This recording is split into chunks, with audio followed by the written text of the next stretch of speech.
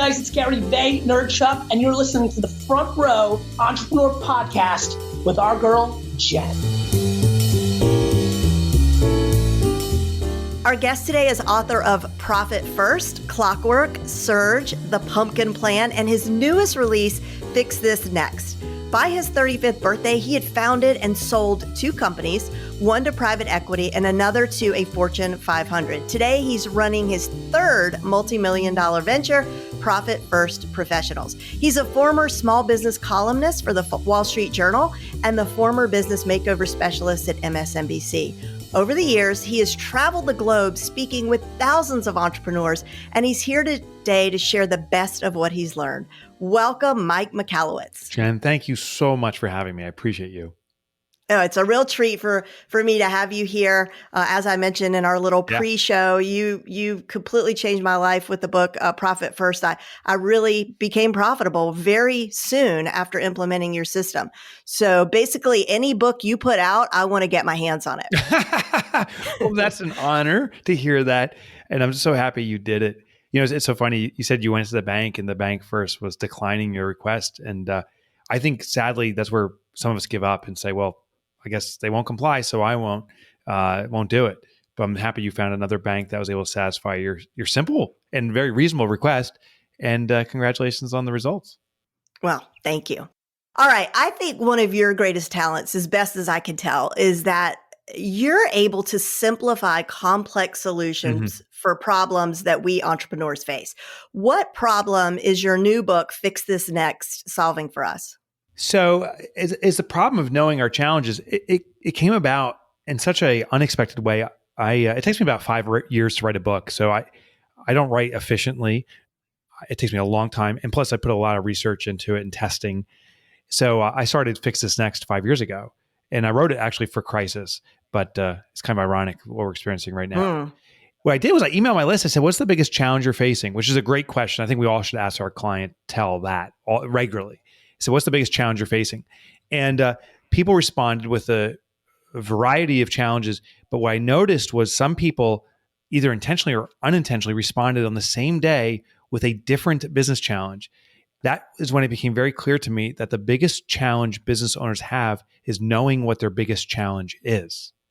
And so that became the thesis of the book, was to how do we pinpoint what we need to work on next? There's so many apparent issues all the time. You know, we can put out fires constantly, but what's the right thing to do? What's the impactful choice? What is it? Well, yeah. So it depends on your business circumstances. What you have to do is this process called the business hierarchy of needs.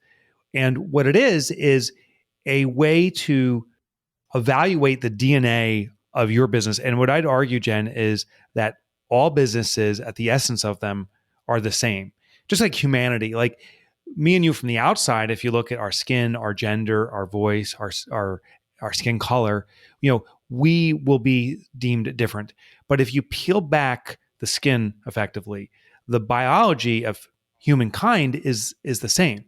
And that's why if I was having like cardiac arrest or something and I go to the hospital, the doctor doesn't say, you know, where's your heart? Is it in your foot? You know, they're like, oh, you always go to the chest. The triage is always the same process for everybody.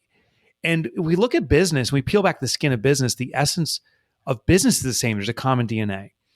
And I call it the business hierarchy of needs. And it's a little bit of a long explanation, but it goes like this. Maslow was studying human needs and identified what subsequently became called the Maslow hierarchy of needs. And at the base, he said every human needs physiological needs to be satisfied. For example, breathing air, drinking water, eating food. And then he said above that are needs like shelter. We need protection or safety, protection from the elements, from physical harm. And you can keep going up the Maslow hierarchy of needs. There's 5 levels to self-actualization. What you argue, though, is that if any time a base level need's not being satisfied, we will revert to it. It's a biological response. So as an example, I'm in New Jersey. We can get some frigid winters. This year was mild, but it can get pretty frigid. If I'm outside in a t-shirt and all of a sudden freezing temperatures come in, sub-zero, I will seek shelter immediately because I will die of hypothermia. It's a biological response. But if there's a need even below that, which is physiological needs, if some guy comes up behind me, puts like a bag around my head, plastic bag around my head and wraps duct tape around it. Now my most base physiological need of oxygen is deprived. I will rip and tear away that bag so I can breathe again before seeking safety. Well, in our business, we have a hierarchy that I call the business hierarchy of needs. It's very similar to the Maslowian hierarchy with one substantial and critical difference. The difference is this, that we are not neurologically wired into our business. So while biologically, if something happens to you or me, we will respond. Like if we're walking down a dark alley and we feel this discomfort that something's going to happen, we should turn around and get out of there because something probably will happen. Our senses trigger that instinctual emotion. But with our business, we don't have that biological wiring into our business. Many business owners revert to trusting their gut and their instinct in their business when it's actually the wrong move to make because we're not wired into our business. We need to back it with empirical data. So just as a real quick primer, the business hierarchy of needs has 5 levels. The base level need is sales. That's the creation of cash. It's equivalent of breathing for the business. No oxygen, the business suffocates. We need some source of inbound cash. Immediately above that is profit. Profit is the safety equivalent. It is the runway for our business. I call it the creation of stability. There's some businesses that have tons of sales, but no profit, and that's a very unstable business. One mistake, and that business goes under. So we need profitability. Above that is order. Order is the creation of organizational efficiency. So order, with the ultimate acid test, is where the business owner is not needed, where the business can operate on its own. Can it run itself? The level above that's impact. Impact is the creation of transformation. This is where a business is not in the business of transactions. It's the business of impacting lives. It shifts people's lives in some capacity, but some way that does it permanently. And then the highest level is legacy. And legacy is the creation of permanence. What was so fascinating about this level as I researched it is that this is where business owners realize they were never business owners. They were actually business stewards, that they had brought life to a business, that they have brought something about that's actually more significant than their involvement, and that the business's purpose is to live on and to continue to be of service. And that's the business hierarchy of needs. And we go through a series of questions to pinpoint where we are in that hierarchy. And when we identify that, that's the thing we need to do. Okay, so what I love is that within each of these areas, like there's a whole other level, like you've got this whole subset then under sales, profit, order, impact, and legacy, right? Like you've got, okay, so if we look into sales, there's like a whole checklist there that we need to look at and assess.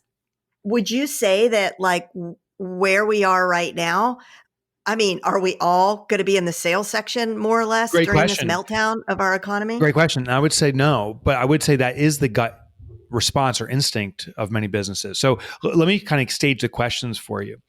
What we do is we always start, to your point, we start at the base. So everyone needs to look at your business right now and say, how are we doing on sales? And there's 2 simple questions to ask. The first question is, do we have any? And you do this for every level. So do we have any sales? And when we move to profit, we say, do we have any profit? But do we have any sales? And some businesses have gone cold turkey. They've been shut down. They have zero sales coming in. That means your business is suffocating. And we immediately must take action to resume inbound cash flow.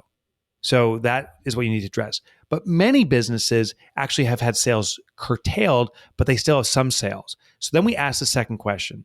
Do we have adequate sales to support a degree of profitability? And if the answer is yes, we elevate to the next level and evaluate profit. And we simply now look at profit because they're linked together and we say, do we have any profit? And if the answer is no, but you have adequate sales to support a degree of profit and you have no profit, then you actually have a profit problem. So it's funny, but in this market, actually most businesses are having a profit problem. Their sales have been depleted, but they still have some sales. They need to reposition themselves to drive that profit. So what do? Well, you cut costs that you don't need at all. You jettison costs, but you also amplify margin. You look at the products or services you're offering that are selling well and determine how to increase the margin on those to make it more profitable. That can be done through efficiency. It can be done through price controls, increasing price or something. But we look at that. And we continue up the hierarchy, the same question. Once we have a degree of profit, we say, now that we have profit, do we have enough profit to support a degree of order or efficiency? And then we move up and evaluate that stage. The mistake that I see business owners making in response to what's going on is our instinct says we got to sell our way out of it. There's actually even phrases like sales cures everything, which is total BS. It does not. Sales actually translates to stress on an organization. So the more I sell, the more my company has an obligation to deliver on that promise, right? Because sales is a promise. It's a promise from both parties, the customer to pay you something and us to deliver a product or service. Well, if we sell more, we have more obligation. And in crisis like we're experiencing now, the business owner is more and more engaged in supporting the business. So in many cases, more sales, more responsibility on the organization, more responsibility on the owner's shoulders. So I see people is they're trying to sell their way out of this, and they are working. They were working ridiculous hours. Now it's overwhelming, and they're crushing themselves under the weight. I see other businesses trying to enhance sales in a very not profitable way. Like, let's just cut our prices by. One company cut prices by 50%. Their margins were 10%. They cut prices by 50%. It means they're losing 40% on every transaction. They've started the downward spiral on an accelerated path now. So we need to evaluate. And what businesses can do if you have a profit issue or a sales issue, which many likely do, but again, I argue it's probably for more businesses profit than anything, is to repackage our offerings. So, here's an example. There's a restaurant down the street, restaurant shut down. They can't do anything. The knee-jerk reactions were out of business. The obvious solution or change is we can do carry out or take out. But that's what restaurants have always done. One restaurant got very innovative. They said, we need to increase our margins. What do we do? And what they did is they determined their 10 most popular menu items.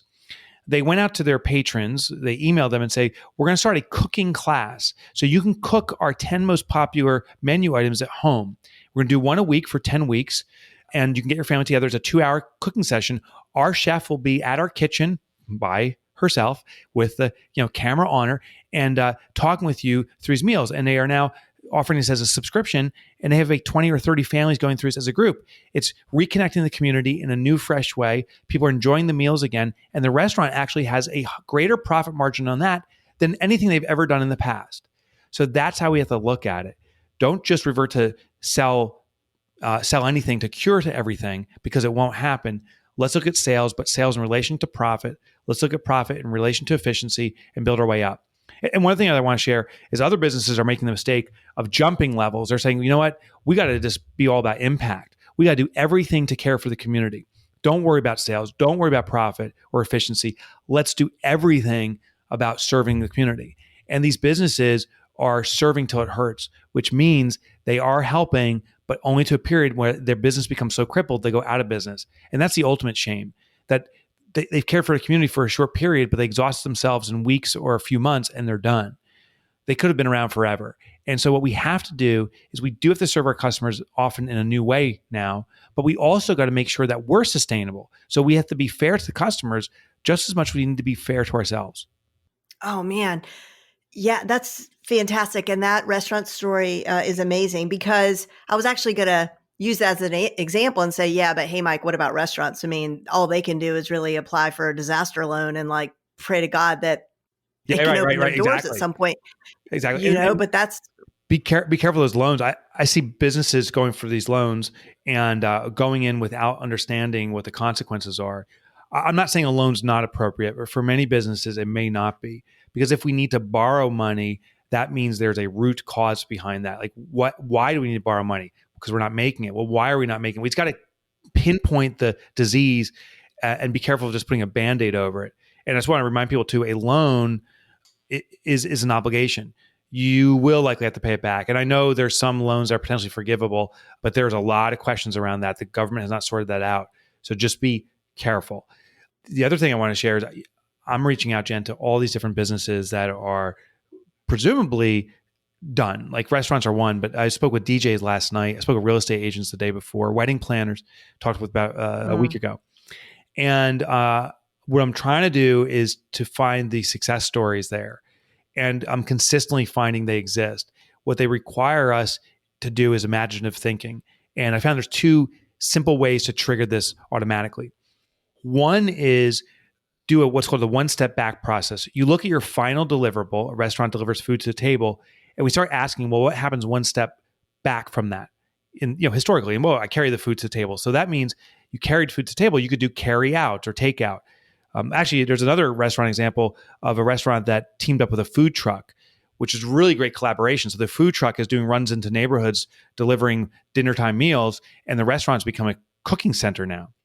But then we asked what happens one step prior to that. Well, it's the preparation of food. And what we already talked about, a sample of that is you can now videotape or do live broadcasts of preparation, do a cooking class. And one step prior to that is the procurement of the materials or the raw inventory, meats, potatoes, vegetables. You can sell that, become a blue apron for your town. But I was talking to DJs, and DJs, you host parties. Parties are done. And we're talking about, I said, well, what happens right before a party? Well, we perform the pre-music. We get the energy going before the big event. So one idea there was, why not have a DJ team up with a town, go to the mayor and say, listen, I'll go to a cul-de-sac and we'll get some music cranking, get people out of their houses and partying. Not social distancing, but partying. Oh, I love that. There was Santa Claus. He goes around Christmas week for many neighborhoods on that fire truck, ringing the fire bells, and people come running out to get the candy and wave to Santa Claus. Well, we can reinvent in that capacity, but you can make revenue doing this too. The DJs could team up with maybe the restaurants that are re-innovating themselves, like that one that's delivering food or doing cooking classes. And you do a little cul-de-sac party for 30 minutes or so and say, hey, I want everyone to know this was due to our great friends at such and such restaurant that sponsored this and are allowing us to do this. Make sure you buy your next meal from them. And then are off to the next cul-de-sac. So none of us are done, but we do need to reinvent ourselves. And the last element I want to share is the core competency of what we deliver remains the same. DJs entertain and they build excitement and they bring energy. Restaurants deliver a food experience around food. So how do you maintain that core competency just in a new packaging? Yeah, I love it. I mean, when we get done with this podcast, I have like a couple of people I need to call right away. I love hearing that. In fact, like our local DJ, this would be great for him. Okay, but so one thing I want to go back to the pyramid. Yeah. The business hierarchy of needs. And when I look at it, I think at first glance, I'm like, yeah, I need all of these. Like yes. I mean, without order, how do I have sales? Right. Great point. Great point. So you do need all of them. It's a sequencing where we concentrate our efforts. So to your point, the only way you can sell is if you have some kind of process, and you don't even need a documented system, but you do need a process in your mind. Pick up the phone, call the person, go through their challenges, or whatever your process is. So we do need that. It's just at these levels where it becomes a point of emphasis. So as you elevate up to the order level, you will already have some systems for sales, some efficient systems for your profitability.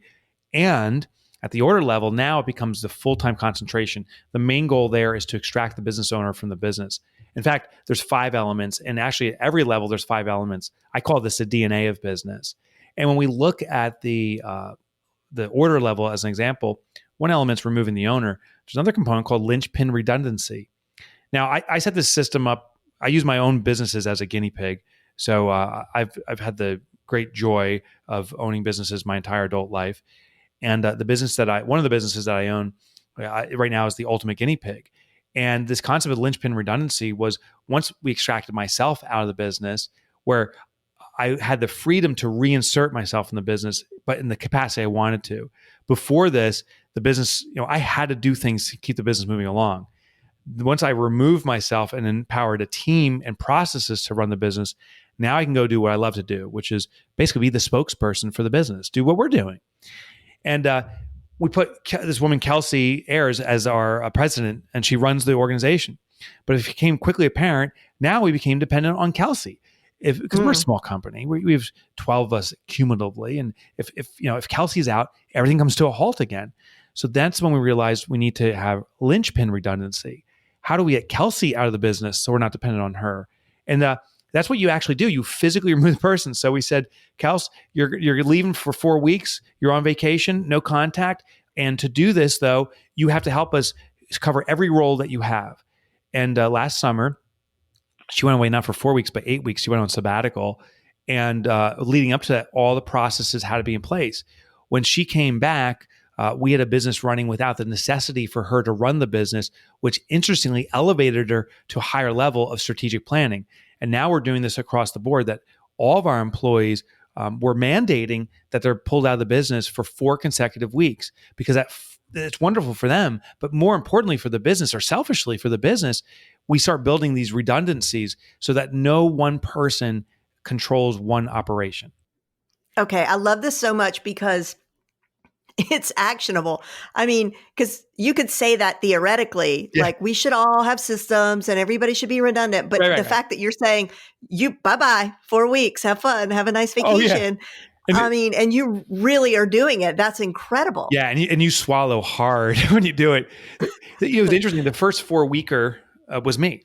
I went away and I can't believe the problem we ran into. And it wasn't the systems or my team. It was me and my big fat ego. I left. And after a week, I'm like, hey, no one's calling me. No one needs me. And the one single tear came down. And I actually tried to reinsert myself in the business and, hey guys, what's going on? When I returned after that 4 weeks, we sat down with the team and I said, how badly do you need me back here? And a 1, you don't need me at all. A 10, Mike, get to work now. We don't even have time to talk. And the answer was like a 1.1. They said, wow, Mike, we really don't need you in this capacity. And I said, so what was the problem? Did we experience any problems? They said, it was really you trying to reinsert yourself. There was a sense of empowerment that people felt now they actually had control. This isn't about like or dislike. I hope and I feel they like me very much as I like them. But it was the freedom for our colleagues to step into their talents and their abilities.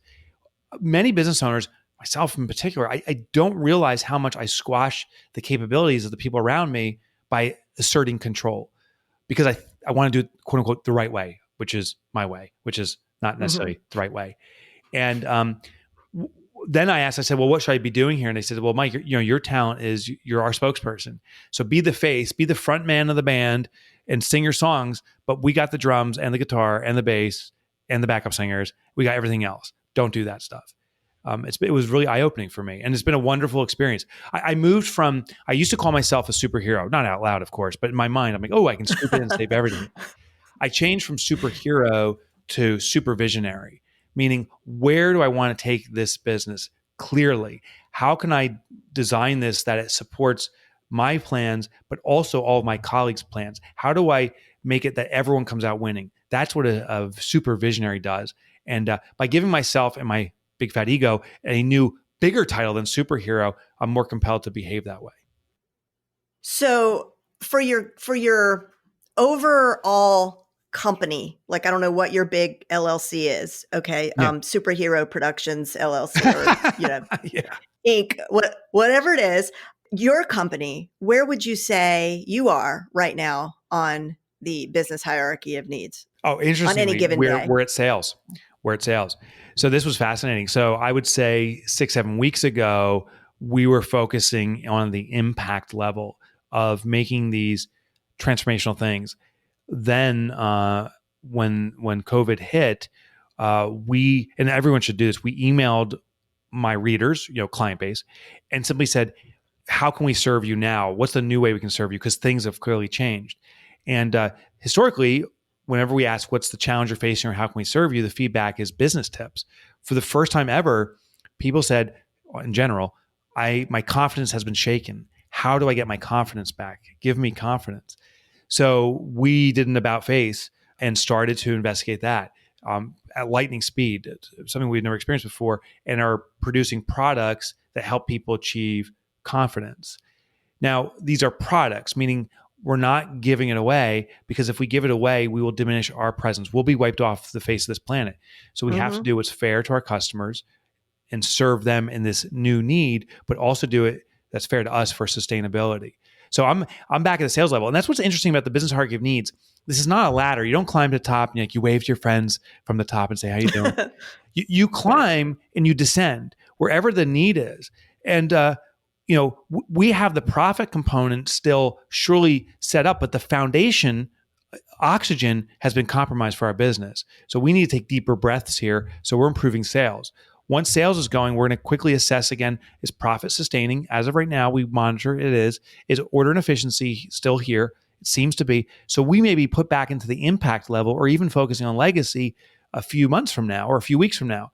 But all that matters right now is getting that foundation shored up again in sales. So that is where we're focusing.